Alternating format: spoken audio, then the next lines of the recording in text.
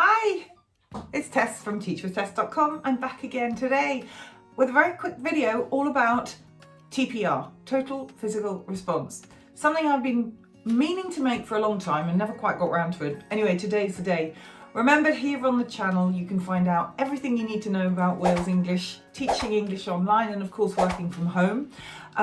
Please don't forget to pop over to my website, teachwithtess.com, where you can find some great freebies all about Wales English if you're interested in applying to them. So don't forget to like and subscribe to my channel, Teach with Tess, because it means you can get alerts every Monday for content that I put out. And please let me know in the comments box below if there are any videos you'd like me to make for you.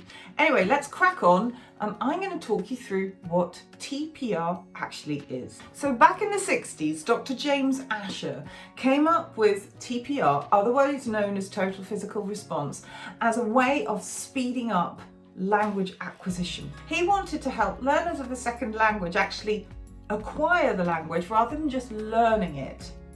You know, when we were at school, certainly when I was at school, I remember learning French and German, and there was no gestures, no nothing. It was a lot of writing. We'd conjugate verbs. It was all very formal. That was language learning.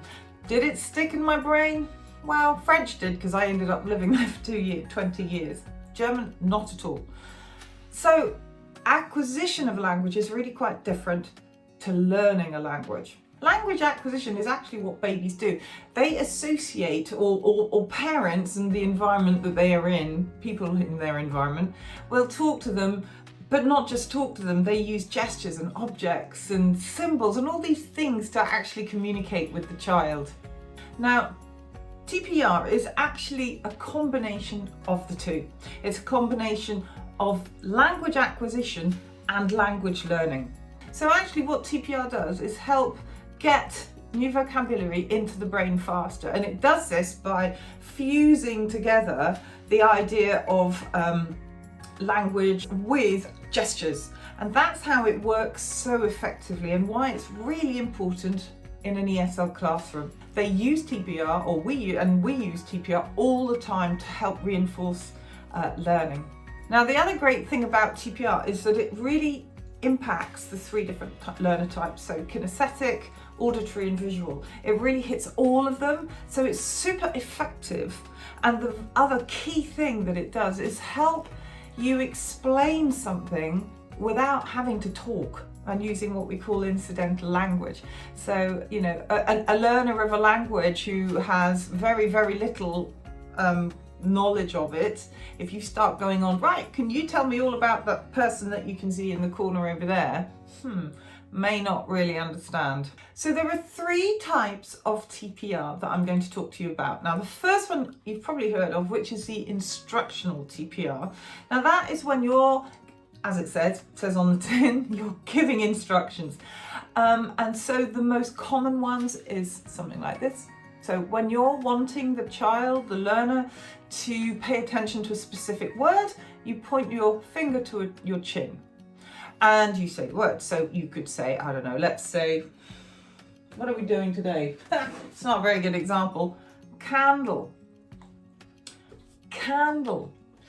And so they know that they need to say that word, candle. Once you've started using TPR with your students regularly, and they know how you work and how you give instructions, you don't actually need to say anything. You just do this, and it cuts out the incidental language. So you can literally just say ball, candle, celebrate, and they will know to listen. And this is it's sort of like combined with the cupping of the ear, which is then, can you repeat? And I'm listening to you. Very straightforward, very obvious. So it's almost like a dance. So ball, and they know you want them to say it. So this is instructional TPR. This sort of TPR you do not want the student to copy. This is literally just you giving instructions. Other types of instructional TPR are things like circle. You know, when you do that, you don't need to say circle anymore after a while. Trace. Draw a line. Write. read. So all these sort of words you can use to help give instructions without using actual spoken English. Now, the second type of TPR is educational TPR. Now, this is very different. Well, this is very different. It isn't that different, but it's used in a different way. This is what you use when you're teaching vocabulary. And this is where you can use a combination of props, gestures, anything you want to help the student understand what they are learning, the word they are learning. So let's think about the word catch. Now, it's fairly simple. Catch. Catch. So they can see you doing this. You can start with instructional TPR. Catch. Get them to say it. Catch. Get them to say it. And then you show them what it is.